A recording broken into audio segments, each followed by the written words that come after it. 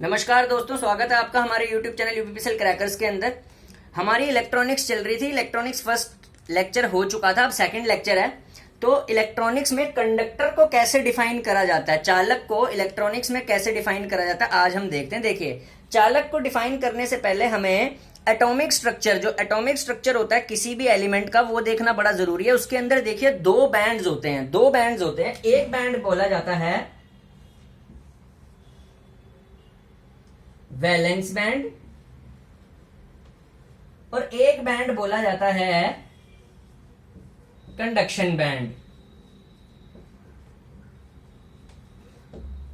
ठीक है।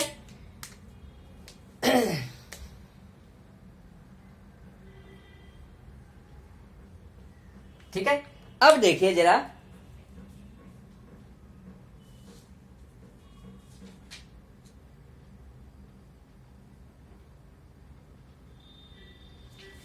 Valence band जो होता है किसी भी एटॉमिक स्ट्रक्चर का, वो बैंड होता है जिसके अंदर वैलेंस इलेक्ट्रॉन्स होते हैं। क्या होते हैं? Valence electrons. ओके, इसको बोलते हैं वैलेंस बैंड। हाँ, एक बात, बहुत एक कमेंट में कोई बंदा पूछ रहा था, ये जो जेई के लेक्चर हैं क्या वो यूपीपीसीएल के असिस्टेंट इंजीनियर में काम आ सकते हैं? तो बिल्कुल आंसर है हाँ, आ सकते हैं। क्यों, मैं बताता हूं। असिस्टेंट इंजीनियर का जो यूपीपीसीएल का एसडीओ का पेपर होता था ना, पिछले साल इन्होंने इसका पैटर्न ही बदल दिया। पहले क्या होता था, गेट जैसे न्यूमेरिकल वाला पेपर आता था, अब इन्होंने ना यूपीपीसीएल एई का पेपर भी जेई टाइप सा ही बना दिया। मतलब इलेक्ट्रॉनिक्स के उल्टे सीधे क्वेश्चन डाल रहे हैं, ऐसी वैलेंस बैंड कंडक्शन बैंड पे क्वेश्चन डाल रहे हैं, मतलब और नॉट करने वाले। मतलब एई का पैटर्न भी इन्होंने इलेक्ट्रॉनिक्स पे ही कर दिया। ठीक है, पहले एई कोर से आता था। ठीक है, तो भाई जो एई का बंदा है वो भी इसको देख सकता है, तभी नाम रखा हुआ यूपीपीसीएल क्रैकर्स। ठीक है, क्योंकि एई का भी पेपर जो है वो पैटर्न बदल चुका है, वो भी इलेक्ट्रॉनिक्स जैसा सही हो रहा है। उसमें भी क्वेश्चन इलेक्ट्रॉनिक्स के आ रहे हैं, इलेक्ट्रिकल के भी आ रहे हैं, तो दोनों साइमल्टेनियसली लेके चल रहा हूं मैं। भाई ये वैलेंस इलेक्ट्रॉन, जिसमें वैलेंस बैंड में होते हैं वैलेंस इलेक्ट्रॉन्स। ठीक है, और कंडक्शन बैंड क्या होता है? कंडक्शन बैंड के अंदर हमारे पास फ्री इलेक्ट्रॉन्स होते हैं। कौन से? Free electrons. याद रखना, जब तक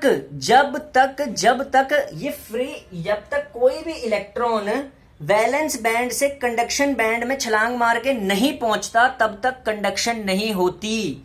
तब तक कोई भी सेमीकंडक्टर कंडक्ट कर ही नहीं सकता।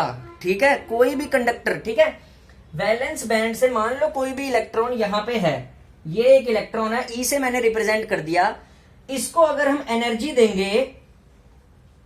देंगे और इस एनर्जी को देने से ये छलांग मार के कंडक्शन बैंड में चला गया, तो पहले ये वैलेंस इलेक्ट्रॉन था, अब ये क्या बन गया? Conduction electron. ठीक है, इसको एनर्जी दी हीट और लाइट की फॉर्म में। ठीक है, हीट और लाइट की फॉर्म में, तो ये कहां चला गया? कंडक्शन बैंड में। कंडक्शन बैंड में अगर ये चला गया तो क्या होगा? ये कंडक्ट करना शुरू कर देगा, यानी कि ये फ्री इलेक्ट्रॉन बन जाएगा। अब मैंने इसको जिस एरिया से छलांग मराई, इस गैप को, वैलेंस बैंड और कंडक्शन बैंड के गैप को क्या बोलते हैं? Forbidden energy gap. और ये गैप ही डिसाइड करता है कि कौन सा कंडक्टर होगा, कौन सा इंसुलेटर होगा और कौन सा सेमीकंडक्टर होगा। अब देखिए, मुझे क्या चाहिए? कंडक्टर में क्या होता है? ये जो फॉरबिडन एनर्जी गैप होता है, ये होता है जीरो। अब मुझे करना है इसको जीरो। क्या करना है? फॉरबिडन एनर्जी गैप को जीरो। मतलब मुझे इसको क्या बनाना है? कंडक्टर कैसे बनाऊंगा? अगर मैं इसको ओवरलैप कर दूं, कंडक्शन बैंड और वैलेंस बैंड को ओवरलैप कर दूं। ठीक है, ये रहा कंडक्शन बैंड और ये क्या है? Valence band. ये वैलेंस बैंड, ये कंडक्शन बैंड दोनों ओवरलैप हो गए, एक दूसरे के ऊपर हो गए, तो forbidden energy gap F B क्या हो गया? एफ बी से रिप्रेजेंट कर दिया मैंने, ये क्या हो गया? जीरो। याद रखना, फॉरबिडन एनर्जी गैप कंडक्टर में क्या होता है, 0 होता है। कोई भी इलेक्ट्रॉनिक्स यहां से नहीं पढ़ाता। पेपर में क्वेश्चन यहां से बन रहे हैं। मैंने एनबीसीसी जेई का पेपर दिया था इससे पहले, उसमें यहां से क्वेश्चन बहुत पुटअप हुए थे। तो ये चांसेस है कि यूपीपीसीएल जेई और एई में ये टॉपिक को कंसीडर किया जा सकता है, क्योंकि इलेक्ट्रॉनिक्स यहीं से शुरुआत होती है और यूट्यूब वाले डायोड से पढ़ाते हैं, जो कि बिल्कुल सरासर गलत है। आपको इस चैनल पे आना है अगर आपको समझनी है इलेक्ट्रॉनिक्स और इलेक्ट्रिकल अच्छे से, ठीक है। फॉरबिडन एनर्जी गैप हुआ 0, मतलब क्या हुआ कि इलेक्ट्रॉन कंडक्टर में इजीली पास कर जाएगा, बिल्कुल इजीली पास कर जाएगा वैलेंस बैंड से कंडक्शन बैंड के अंदर। इसीलिए फॉरबिडन एनर्जी गैप 0 होता है। किसमें कंडक्टर में, क्योंकि वैलेंस बैंड और कंडक्शन बैंड ओवरलैप करते हैं। याद रखना, ओवरलैप करते हैं किसमें, कंडक्टर में, चालक में, ठीक है। अब क्या होगा, जैसे ही मैं एनर्जी दूंगा इस इलेक्ट्रॉन को, किसमें, हीट की फॉर्म में, लाइट की फॉर्म में, और हीट लाइट की फॉर्म में दूंगा, तो ये बड़ी आराम से यहां पे चला जाएगा। क्यों? क्योंकि फॉरबिडन एनर्जी गैप हमारा 0 है, बड़ी आराम से। अब बात करते हैं इंसुलेटर के बारे में। सेमीकंडक्टर को अगले लेक्चर में लूंगा, इंसुलेटर के बारे में। अब देखिए, पहले कंडक्टर और फिर इंसुलेटर। इंसुलेटर में क्या होता है, ये फॉरबिडन एनर्जी गैप जो होता है वो होता है बहुत ही ज्यादा, ठीक है। यानी कि वैलेंस बैंड बहुत ज्यादा दूर रहेगा, ठीक है। ये रहा वैलेंस बैंड।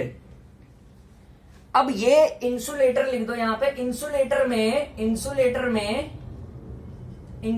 में ये है दूर, वैलेंस बैंड हमारा यहां पे है, कंडक्शन बैंड हमारा यहां पे है, ठीक है।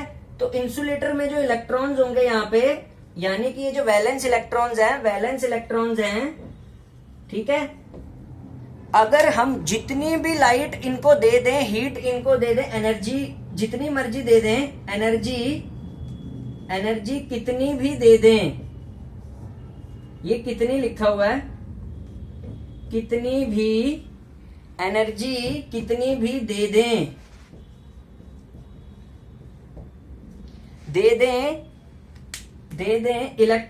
इलेक्ट्रॉन वैलेंस से कंडक्शन में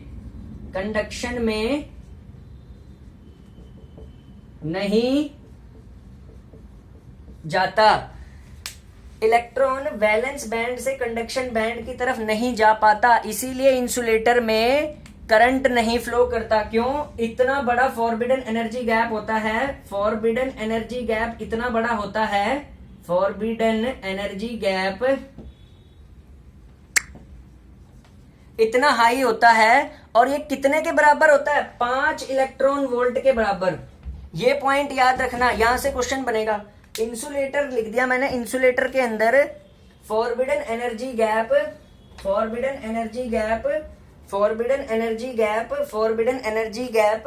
FV, forbidden energy gap too high होता है, बहुत हाई, 5 इलेक्ट्रॉन वोल्ट से भी ज्यादा होता है, ठीक है। तो वैलेंस बैंड कंडक्शन बैंड में जा नहीं पाएगा, इसीलिए कंडक्शन नहीं हो पाती, ठीक है। नो कंडक्शन, ठीक है। तो इसीलिए इंसुलेटर करंट नहीं कभी कंडक्ट कर सकता। क्यों? उसके वैलेंस बैंड से कंडक्शन बैंड तक इलेक्ट्रॉन जा नहीं पाता कितनी भी एनर्जी देने पर। क्यों? क्योंकि फॉरबिडन एनर्जी गैप इतना ज्यादा, एनर्जी गैप दोनों के बीच में इतना ज्यादा होता है। ये जो गैप है दोनों के बीच का, ये इतना ह्यूज है, इट्स वेरी ह्यूज।